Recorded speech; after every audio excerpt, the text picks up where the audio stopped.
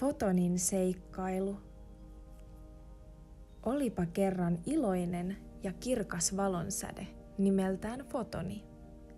Fotoni oli syntynyt auringon pinnalla ja nyt oli hänen aikansa lähteä seikkailuun ympäröivään avaruuteen.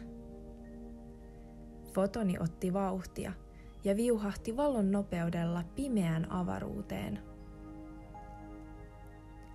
Pieni Fotoni oli erikoinen heppu, sillä se oli niin kevyt, että sillä ei ollut omaa painoa ollenkaan. Sen ansiosta Fotoni oli hurjan nopea, eikä kestänyt kauaa, kun Fotoni oli jo ohittamassa aurinkokunnan ensimmäistä planeettaa, Merkuriusta.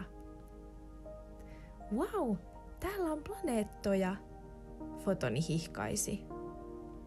Hän jatkoi eteenpäin matkaansa ohittaen hurjaa vauhtia Venus-planeetan ja seuraava planeetta häämötti jo edessäpäin. Mitä kummaa? Lähestyvä planeetta on aivan sininen. Sen täytyy olla maa, josta muut valonsäteet innoissaan puhuivat auringossa, Fotoni mietti. Fotonilla oli kuitenkin niin kova vauhti, että hän ei ehtinyt jäädä maata ihastelemaan, vaikka olisi halunnut. Seuraavaksi Fotoni ohitti Marsin, ison asteroidivyöhykkeen ja valtavan Jupiterin. Matka vaan jatkui. Vastaan tuli muita valonsäteitä, jotka kertoivat, että edessä olisi vielä Saturnus, Uranus ja Neptunus. Valonsädettä alkoi hieman matkaaminen jo väsyttämään, ja hän halusi päästä lempiplaneetalleen, eli maahan. Fotonilla ei kuitenkaan ollut muuta vaihtoehtoa kuin jatkaa suoraviivaisesti eteenpäin, mikä kuului hänen luonteeseensa. Yhtäkkiä Fotoni huomasi edessään lähestyvän suuren planeetan, jolla oli valtava rengas ympärillään. Tämän täytyy olla Saturnus, Fotoni tuumasi.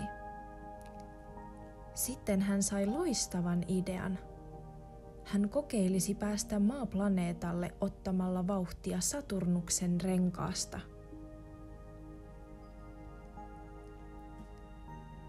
Fotoni tarttui tuumasta toimeen ja suuntasi kohti rengasta, vaikka häntä hieman jännitti.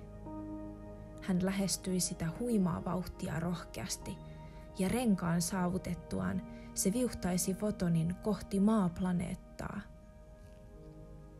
Fotoni oli hyvin onnellinen onnistumisestaan ja iloiten jatkoi matkaansa maata kohti.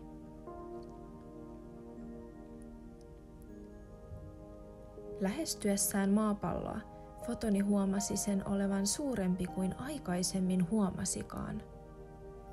Innokkaasti hän tähtäsi itsensä kohti maapallon keskikohtaa.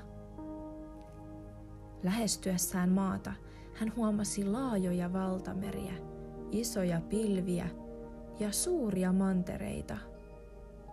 Hän lähestyi entisestään ja hänen eteensä avautui suuri metsä järvineen sekä puiden peittämä talo. Jännittynyt Fotoni singahti kohti tätä taloa suurella nopeudella. Ja töks! Fotoni törmäsi talon ikkunan lasiin. Hänellä oli hieman pää pyörällään valtavasta nopeudesta ja törmäyksestä.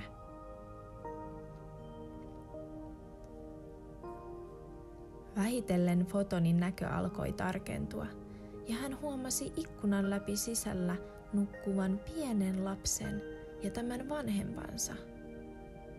"Voi kuinka ihania olentoja", hän huokaisi.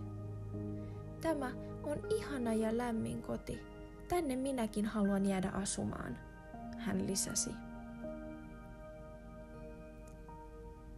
Niin Fotoni muuttui valonsäteestä energiaksi, joka jäi talon ikkunaan asumaan ja seuraamaan ihmisten ihmeellistä ja joskus omituistakin elämää.